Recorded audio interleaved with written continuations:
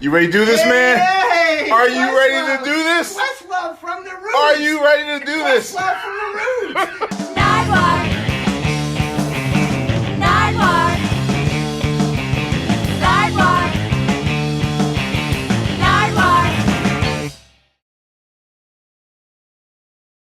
Hello, Questlove.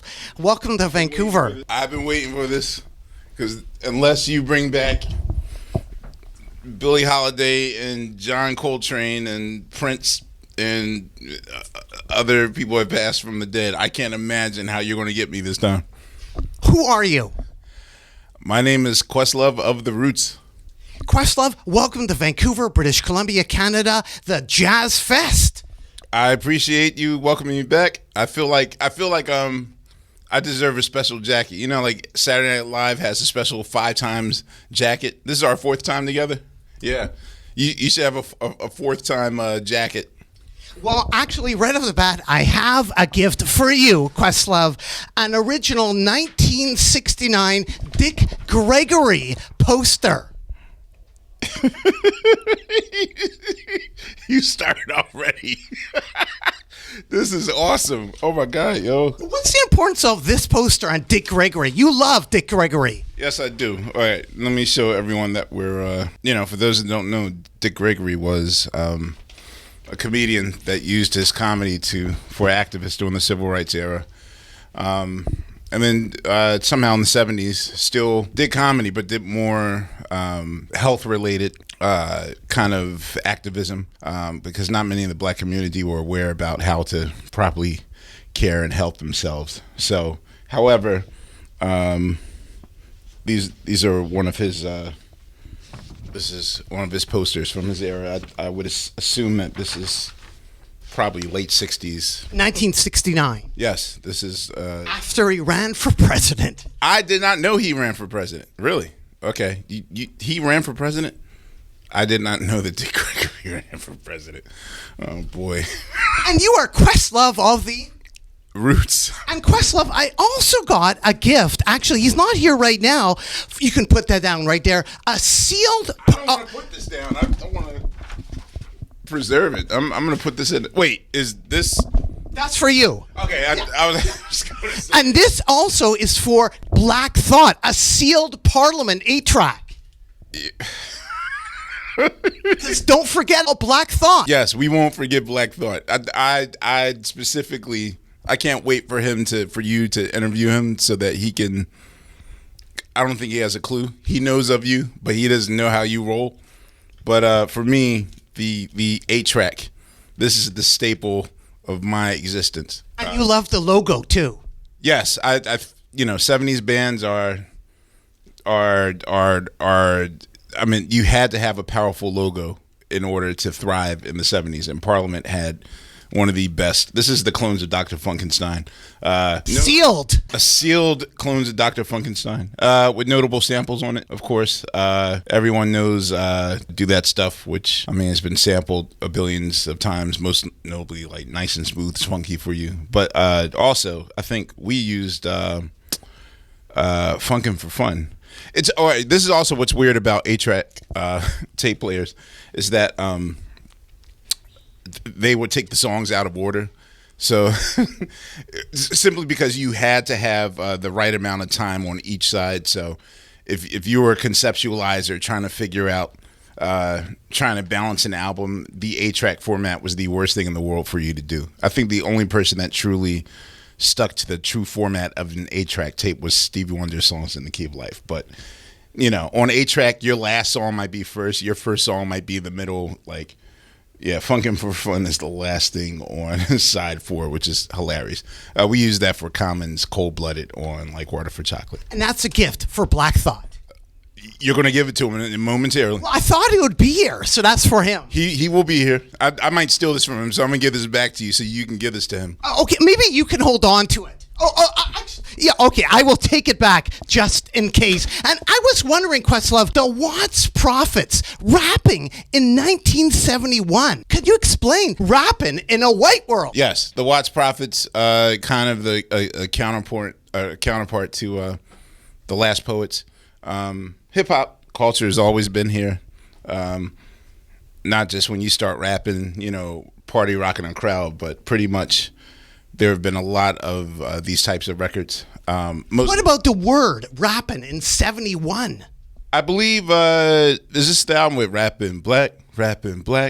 Yeah, this is Diggable Planet sampled this for their second album. But Rappin' Black is one of their most notable songs. Also, in my very short career as a journalist, the Watts Prophets were my very first interview for Rap Pages back in 1997. This is amazing. Going way back, Questlove, I wanted to ask you about the Lord Akil. What can you say about the Lord? Here you go, man. Oh God! All right, Nardwuar, you did it. All right. All right, so we had a collective. This is what you should be asking Tariq. So the Roots had a collective called the Foreign Objects, and we kind of, I guess, during our days of busking on South Street. Busking would be, those people that you see like playing the subways and by the bus station for change. That's how the Roots got our start in Philadelphia, busking. And so the more we did that, the more we started to gather kind of a family collective, and we called them the Foreign Objects. So I believe that Lord Akil actually got to the finish line before the Roots did. So right before the Roots finished our first album, Organics, I think Lord Akil's EP came out maybe 3 months ahead of time. And this is from the video. Check it out. You on drums? I'm on drums. Yeah. This is a DJ Ran production. Yes, a DJ Ran production. World famous Philadelphia. Who really supported the Roots when we first came out? DJ Ran. Yes. Questlove, you love doo-wop, don't you? Of course, I love doo-wop because my dad's a doo-wop pioneer. Questlove, what can you say about this record right here? The Clovers Cocksucker's Ball. From 1954. Yo, how did you get this? But what do you think about the Clovers in 1954? They were, if the parental advisory, all right, the parental advisory stickers that you see on records, of course, one of the many pioneering things that Prince did was scare the bejesus out of Tipper Gore, wife of Al Gore, our environmental president, or not president. Vice President Al Gore. Anyway, Tipper Gore started a committee to sticker records. Basically, her daughters brought the Purple Rain soundtrack, and when Darling Nikki came on and the line about masturbating came on, she was sort of like, "Arr?" And so she started the PMRC. But the Clovers and the Cocksuckers Ball was a really dope a cappella song about people who love to suck. Anyway, this came out in 1954, way ahead of its time. So this is what you would call a party record or a blue record. There were some novelty records in the 70s. Blowfly did some stuff, but basically this was pushing the envelope in 1954. They could have got arrested for this. Questlove, I was curious, the Philly-New York rap connection. What can you say about this record on Word Up? Wow. Okay, so Word Up Records is a subsidiary of Pop Art Records. What's really weird is, that term, they could have been a contender. He could have been a contender. So they're two brothers from Philadelphia, the Goodman brothers, Lawrence Goodman, and I forget the other Goodman brother. Anyway, so these guys started Pop Art Records, and weird enough is they were Def Jam before Def Jam. Just check out their roster. At one point, these guys had, before they were all famous, they had Salt and Pepper, they had MC Shan. Come in. What's happening right now, Questlove? I don't know. It's Black Thought. Come over, Black Thought. Black Thought, welcome to Vancouver, British Columbia, Canada. Thanks, Nardwuar. What's up? The Jazz Fest. Yes, yeah, yep. And right beside you, you have a gentleman. Who is right beside you? This is my brother. It's Questlove. Questlove, what can you say about Black Thought? Probably the greatest wordsmith living. And what can you say about Questlove, Black Thought? Probably the greatest living drummer. And I just asked Questlove about the Word Up New York Philly Rap Connection LP from 1987. Do you know anything about that record? I think I do. Like, let me see the songs on there. So it's, Roxanne Shante. Oh yeah. This was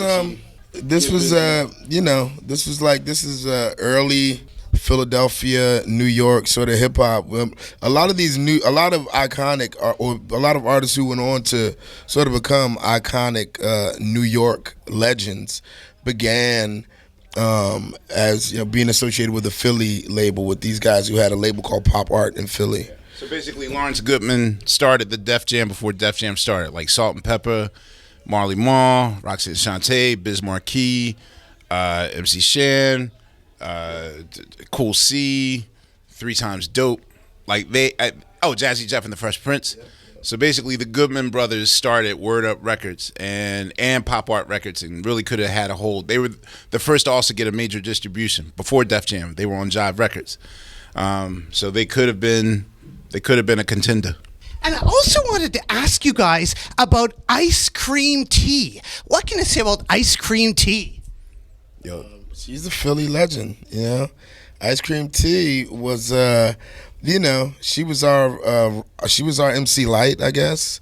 She was like, part MC Light. She was MC Light meets Roxanne Shante, I guess. And her producer was Jazzy J. Yeah. Guys ain't nothing but trouble. Yes, I forgot. She did the answer record to Girls Ain't Nothing But Trouble. Actually, To Be Continued was my jam. That New Revolution, like. Oh, raps. Yeah. This was a slept on record, but Can't Hold Back. That was also like her single from this record. But her DJ, DJ Miz. Yeah, world supremacist at one point, but another Philly legend. Like DJ Miz is up there with Jazzy Jeff and DJ Cash Money and Spin Bad, and like his sharpness and skill level. He's to be mentioned in that conversation. And Black Thought of the Roots also should be mentioned. And I have a gift for you: a Sealed Parliament. That's for you. A Sealed Parliament 8-track. Thank you. Thanks so much, man. You loved 8-tracks, don't you? Absolutely. Yeah. I grew up, rocking out with 8-tracks in my mom's component set. We had like the hi-fi that looks like a dresser. You lift the lid up, and there was a record player and an 8-track inside. Are you a collector scum? Will you undo the sealed part of this? No, I'm probably not going to undo the seal. I was curious, speaking of 8-tracks, what can you say about this 8-track right here? You have This Is Madness on 8-track? Yo, this is crazy. I never knew that. One, I never knew that The Last Poets were distributed on Columbia Records. And two, wow. How did you find this? Well, you are Questlove the Roots. We have to know. We have to find it. Yo, dude, you even have, my dad used to get so mad if I lost these. Like, after we listened to it in the car. Yeah, you would have to put this on top of there to guard the tape. And I've spent many a times, like, fixing tapes because my dad wouldn't purchase another one at all. That's so complimentary with the Watts. The Watts Profits, yes. So this is the yin to Watts Profits yang. And I was also going to ask you guys quickly about these Philly joints right here. Philly Throwback Volume 1 and Volume 2. Wow, ease back and let it hit you. There, John Doe. John Doe, that was, wasn't it? That was Den Ski. Yeah. Iconic Philly graffiti artist, like a legend who, remember he performed at our at that signing party, yeah. Yeah, he did our signing. Where'd you get this? How'd you find this? Philly Throwback. 2 Cannon. All right. Wow, yeah, 2 Cannon. Wow. Yeah, that's crazy, man. Like, these are names from, like, Task Force? Yeah, like, performing at Rap Underground North. So these are all the groups that, like, the Roots came up with in the early 90s, 91, 92, doing, like, all these showcases in Philly. Wow. Another group I want to ask you about a bit later, the Divine Beings. Your connection. Yeah, well, around the same time, that we ran with lots of these artists. I met this guy, and they were in the group. This is my brother, Air Smooth, Sean White, who's now he's passed away. Rest in power. This is his counterpart in the Divine Beings, Andrea the Great. But I met them, back then doing those showcases, Rap Underground North and the likes. Yeah, it's crazy. Wow, Funky Ultimatum. Is it spelled correctly? They were on Warner Brothers, right? That's right. This is their major label debut. Yes. What do you think, Black Thought, about hip-hop drumming? What do I think about hip hop drumming? When it comes to hip hop drumming, like this is sort of your man. You know what I mean? Questlove, I was curious. Hip hop drumming goes back. Pumpkin, the Outlaw 4. What can you say? Wait a minute. Yo, no one can find this joint. Wow. How'd you find this? All right, Pumpkin is the original Questlove. He's the band leader. The All-Stars. Yeah, of the first hip-hop house group for Enjoy Records. But he also... Yo! Where did you find this? You guys are the Roots. We have to find it. Yeah, this man, come on. This is memory lane. But actually, hip-hop drumming continues on. Rhymin' and rapping. Paulette and Tanya... Winley, yeah. I think Tanya Winley's father was Paul Winley, who owned... Paul Winley was the first entrepreneur, I guess, to sort of market or license breakbeats so that DJs could spin them. So before the Ultimate Beats and Break series came out in 1986, like sometime in 1984, he would just make this is like the soul hip-hop K-Tel.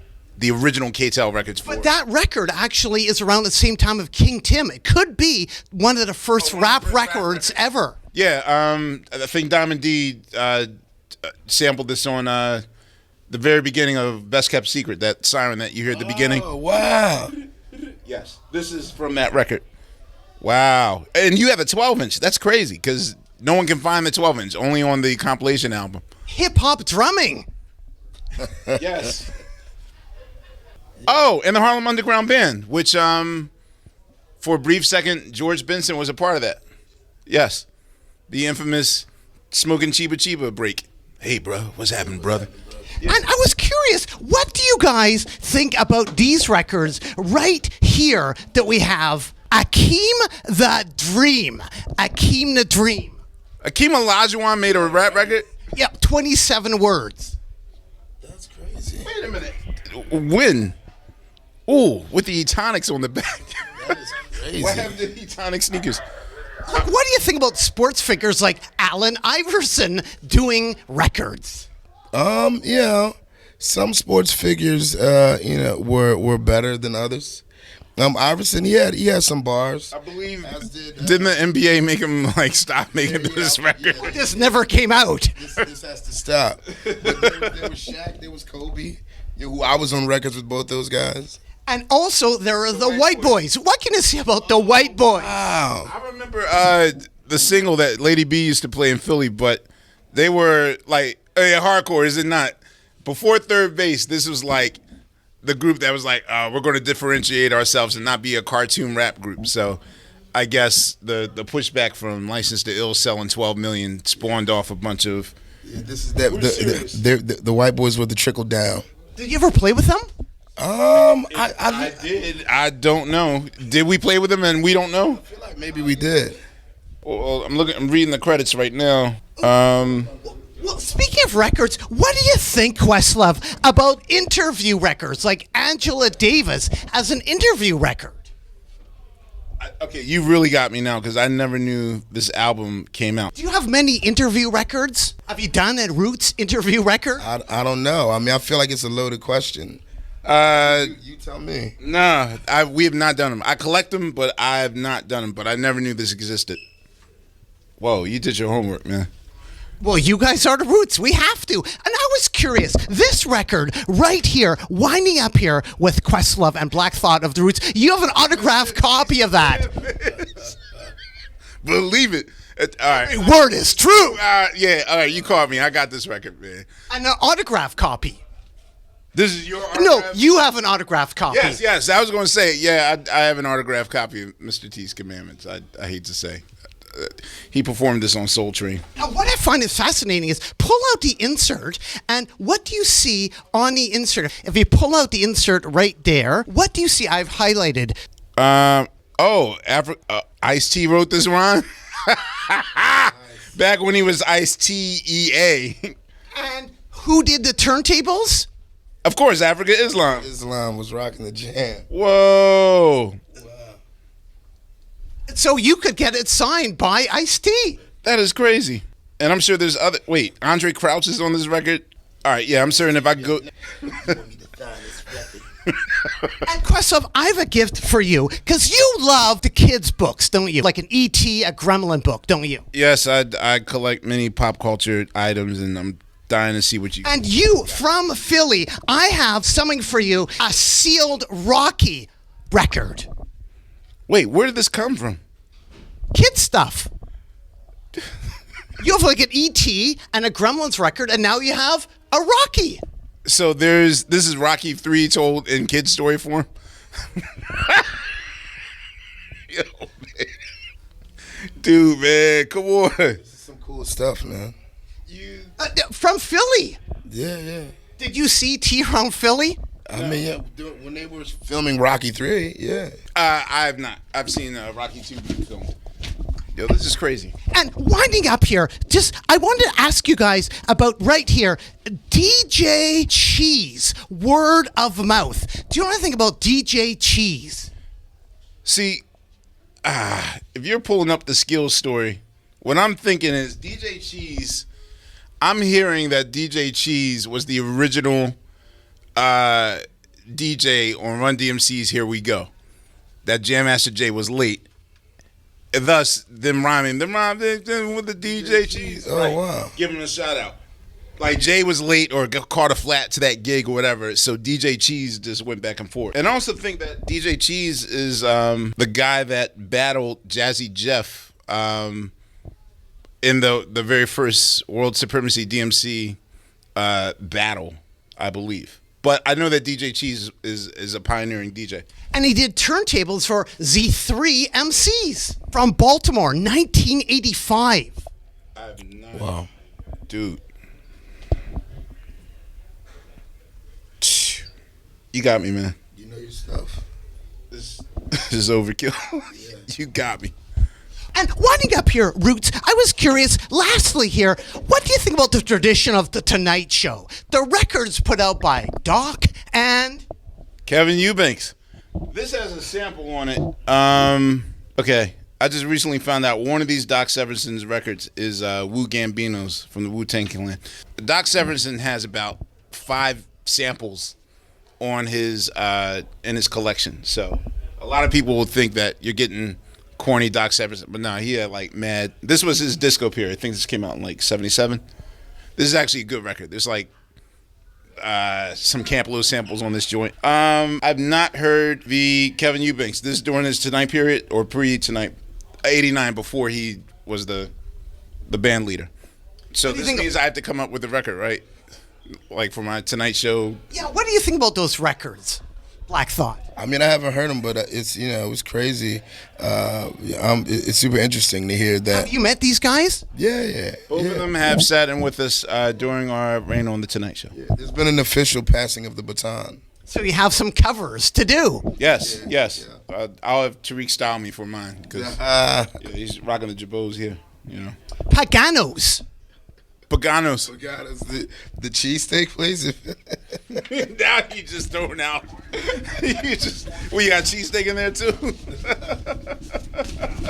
This is great, man. I think we have to get ready. Like our dude, our monitor guys. Yes, it is time for us to rock. Well, thank you very much, Questlove and Black Thought. Anything else you want to add to the people out there? We appreciate you, man. Thanks, for everything that you do. But obviously, very much work and research went into this, and preparation went into this, this interview. So thank you, guys. And thank you also, Questlove. How close was I to Barack Obama? You actually tried to link me up. How close was I to Barack Obama? You almost had it, but he didn't want to do any interviews that time, so I tried. But don't give up. Keep hope alive. You gotta give him the last word though. Say it to him. Why should people care about the Roots? Why should people? Your sign off. Well, thanks so much, Questlove and Black Thought of the Roots. Keep on rocking in the free world and do loot do. Shaving the hair. Oh, Doot. Yeah. It took me 12 times to figure that out. Okay. And he's going to freeze there until we walk away from him. Okay, dope. This was dope. He's just going to freeze. Sweet.